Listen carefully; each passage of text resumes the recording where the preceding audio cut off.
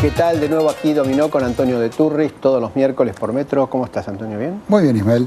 Bueno, seguimos bajo el signo de ese decreto de necesidad de urgencia que alteró el funcionamiento, digamos, de las empresas privadas en relación a las tenencias accionarias que el ANSES tiene justamente de estas empresas y que se puede decir que hoy prácticamente está todo concentrado en el Grupo Techin.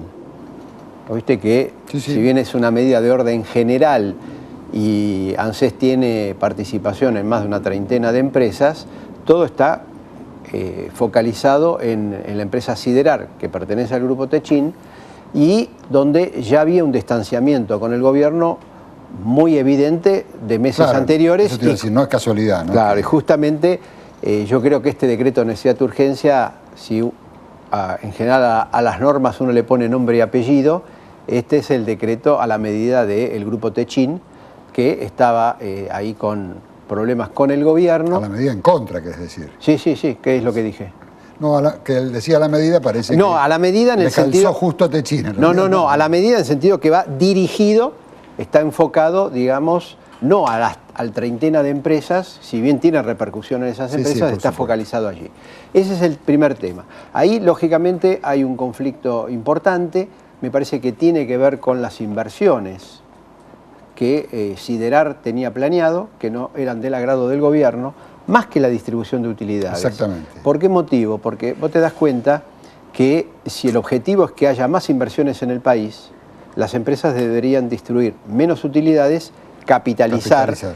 Y que los que tienen las acciones ganan con la valorización del precio de la acción. Eso sería el proceso normal de un crecimiento a largo plazo. Y claro, justamente cuando uno compra una acción, lo que tiene que mirar, y lo que te dicen los expertos, si usted mira el largo plazo, espere que esta empresa que usted compró la acción invierta, o sea, acá ocurrió todo lo contrario. Exactamente, no solamente la distribución inmediata, sino que el precio de la acción, o sea, si yo tengo una acción de esa empresa, me voy beneficiando, no tanto por la distribución de utilidades, sino porque la empresa vale más y por lo tanto mi acción sube de valor en la cotización de la bolsa. Bueno, el conflicto lógicamente se ha trasladado a la justicia por las impugnaciones por parte de la propia empresa, se va a dirimir en la justicia, pero mientras tanto hay todo un manto. Es que Ismael, estas cosas cuando van y vienen, más de una vez han terminado con algo que, bueno, la gente de Techin y mucha gente, yo también estoy de acuerdo con esa gente en cuanto a que es una palabra que horroriza un poco, que es la nacionalización. De la empresa. Claro, de la empresa. Claro, está el antecedente de Venezuela. El Grupo Techin tenía ahí en Venezuela una empresa gemela de Siderar, que se llamaba Sidor. Hubo ahí un conflicto y terminó siendo nacionalizada. Y la persona que intercedió ante Hugo Chávez para que Techin cobre la indemnización, ¿sabés cómo se llamaba? ¿Cómo? Cristina Fernández de Kirchner. Mira qué bien. ¿Por qué motivo? Porque en ese momento el Grupo Techin y el gobierno tenían prácticamente un acuerdo fundamental.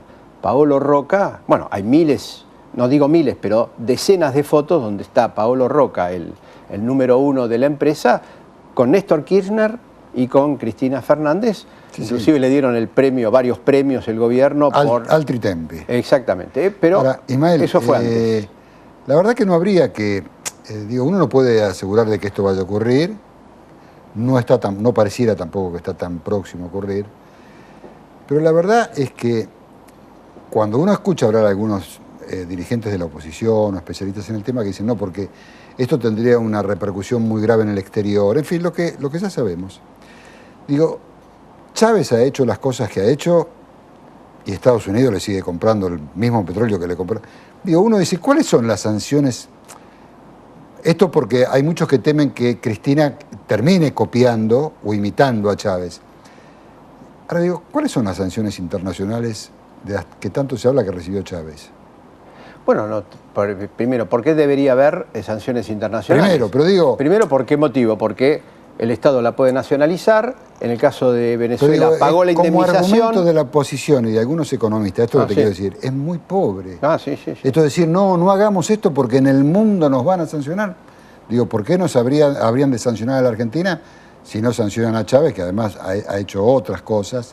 Pero de todas maneras te digo lo siguiente, hoy el mundo este tema es minúsculo. Pero por supuesto. Porque por supuesto. está Estados Unidos con la medida, bueno, le rebajaron la... Es decir, Estados Unidos está como la Argentina estaba antes del 2001 en la calificación de la deuda. Exactamente. Estados Unidos, la referencia mundial, viste, el riesgo país se mide en relación a Estados Unidos. Ahora, el problema es que la deuda de Estados Unidos bajó de calificación, por lo tanto, casi no hay, puede decir, no hay riesgo país. No hay riesgo porque país. No hay referencia de riesgo país. Exactamente. Y otra cosa que, para cerrar con esta introducción y después vamos a nuestros invitados, que tampoco la verdad que a la oposición no le cae nada bien en estos días. Pero digo, uno lo escuchaba en estos días hablar a Eduardo Costantini de Consultatio, que digo, es como... Bueno, a favor de la medida del gobierno. Un peso gobierno. súper pesado, y con algunos colegas que le hacían una pregunta, digamos, esperando una determinada respuesta, y se quedaban casi sin palabras cuando Costantini decía, no, a nosotros nos va bárbaro con esto. No le tenemos miedo, nos va bien, nos gusta que nos controlen. Que, digo, y también el hecho de la relación con el Estado, también hay subsidios, hay un montón de cosas por medio. Digo, es como que hay muchos intereses cruzados, y no todo lo que la oposición cree ver mal, otros que supuestamente debieran acompañar esas ideas las acompañan. Así es. Bueno, esta es la introducción de Dominó. Vamos a analizar este tema, pero desde varios ángulos. Por un lado, desde el ángulo inclusive legal, porque es un DNU, el tema de los jubilados, porque finalmente la ANSES está manejando mucho dinero de los jubilados, lo está manejando bien. La plata que tiene la ANSES dentro de las empresas a través de las acciones. El jubilado quizás se pregunta, bueno, está bien, ¿y yo como jubilado qué tengo que ver con esto? Porque cuando me están pagando mal... Aclarémosle que tiene mucho que ver, pero que no le va a servir de nada. Por eso, digo, a los jubilados, como siempre le decimos, usted 4 meses antes de jubilarse, busque un buen abogado y automáticamente inicie el juicio. Algún día por ahí cobra algo. Bueno, esta es la introducción de Dominó. Quédese con nuestros invitados. Vamos a analizar justamente todo este paquete desde todos los ángulos para que podamos tener un panorama de qué es lo que se viene en relación a este tema tan pero tan crítico.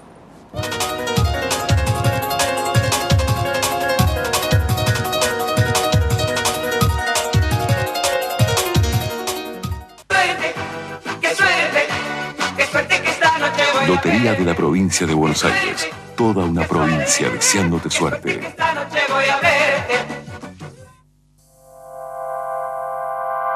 La energía te acompaña siempre.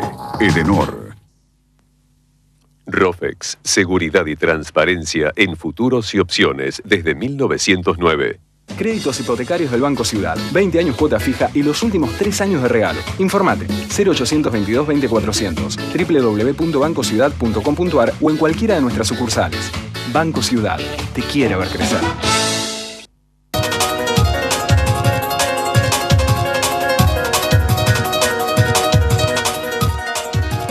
Bueno, como adelantamos, estamos aquí en la mesa para debatir todo el tema vinculado a las acciones de ANSES en las empresas privadas. Está con nosotros el doctor Juan Sola, que es constitucionalista. Está Semino, el doctor Semino, que Eugenio Semino, que es el ombudsman o el delegado de la tercera edad, digamos. Sí, ombudsman es algo así como un Superman después de la kriptonita. Por eso lo presentamos como el delegado de la tercera edad, o el que representa justamente a los jubilados frente a los problemas que pueden llegar a tener el sector, bueno, este sector tan extendido de los jubilados y pensionados, y el diputado Cerebrinsky, que forma parte de la Comisión de Previsión de la Cámara de Diputados. Empezamos por el aspecto más legal, pasamos a ver la repercusión. O más ilegal, no sé qué piensa usted. Tiene muchas complejidades este tema, porque hay temas un poco fuertes. Por ejemplo, el tema de los DNU, usted lo mencionó. La última jurisprudencia de la Corte Suprema, ya alejándose de la vieja jurisprudencia que estuvo en la época de Menem, que usted recuerda del caso Peralta, ahora este caso Beroki y algunos más recientes, señalan que los decretos de necesidad de urgencia tienen que tener 2 características: que el Congreso por algún motivo no se puede expedir, y después la característica de urgencia extrema en la decisión. Generalmente se supone que o estamos en una emergencia o que la decisión no es muy importante. Digamos que es algo que es urgente, pero que va bien más de trámite, porque si fuera de gran trascendencia no debería ir al Congreso. Sobre todo una ley como esta, que es casi una ley contrato. Ya sabes, esa es una distinción. O sea, usted dice que no había urgencia. No, yo no digo eso, dije lo que necesita el decreto de necesidad de urgencia. Daría la impresión de que la integración de directorios de sociedades podría ser una cosa que debería tratar el Congreso. Eso en general, pero vamos a otro punto. La ley que se reforma es una ley negociada después de mucho tiempo. Y que para llegar a ese acuerdo tuvo que sumar distintas posiciones y que estableció requisitos muy estrictos.